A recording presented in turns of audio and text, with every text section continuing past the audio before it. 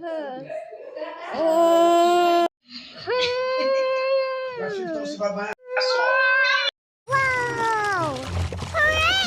ီဟာပြည့်စုံပါတယ်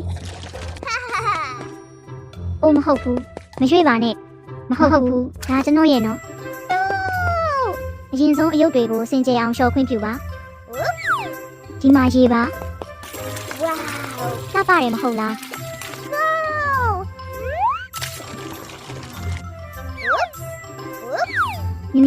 မြင်ဟုတ်တယ်အခုတော့အကုန်လုံးတန်ရှင်းသွားပြီကျွန်တော်ရေကူးကန်ကနေထွက်ပါကျွန်တော်အယုတ်ကိုပြန်ပေးပါကျွန်တော်လည်းကစားခြင်းနဲ့စောင့်ပါအိုးမဟုတ်ဘူးသူပဲမှာလဲတခုခုဒီမှာလားဒါကမှန်ကန်တဲ့တကားလားအိုးမဟုတ်ဘူးသူဒီမှာမရှိဘူးဒီတကားမှန်တယ်လို့မျှော်လင့်နေနောက်ထပ်မှာတယ်ဒီတကားကကံကောင်းတကားဖြစ်နိုင်တယ်ကျေးဇူးပြု၍ဖွင့်ပါသွားကြရအောင်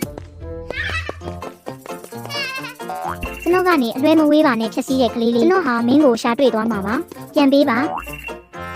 ကျွန်တော်မှားနေတဲ့အခန်းမှာလားသူ့ကိုမတွေ့နိုင်ဘူးကျွန်တော်ထပ်တစ်ခုတော့အုတ်ထုတ်တစ်ခုလိုချင်နေတယ်ကြီးမားတဲ့တာမန်အုတ်ထုတ်လားမဟုတ်ဘူးဒါလည်းကျွန်တော်ကြိုက်တယ်မဟုတ်ဘူးအခုတော့ကျွန်တော်ဟာတန်ပုံးချိုင်းလားမဟုတ်ဘူးကျေးဇူးပြုပြီမီးနဲ့အုတ်ထုတ်တစ်ခု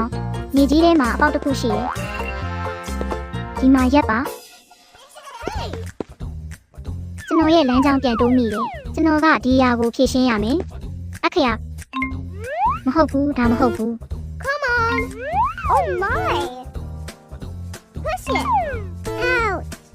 အခရာဒါကမှန်ကန်တဲ့အဖြေပါဟုတ်တယ်ကျွန်တော်ကိုစောင့်ပါမင်းရဲ့ဦးခေါင်းပေါ်မှာရဟရင်အုပ်ထုတ်လားကျွန်တော်လာနေပြီ Picnic ကိုသားဆောင်ဝိုင်းလာကြည့်မိပါ